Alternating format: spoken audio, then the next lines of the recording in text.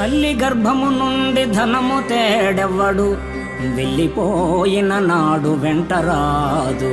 లక్షాధికారైన లవణ అన్నమెగాని, మెరుగు బంగారము మృంగబోడు.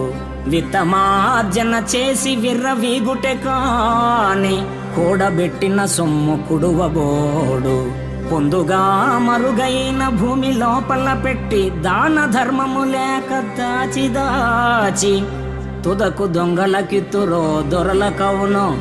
తేనె జుంటి గలియవా తెరువరులకు, భూషణ వికాస శ్రీధర్మపుర నివాస.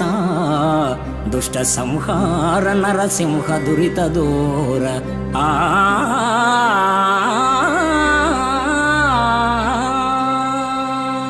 తల్లి గర్భము నుండి అవని తల్లి ఒడిలోనికి వచ్చినప్పుడు వెంట ధనాన్ని తేడెవ్వడు.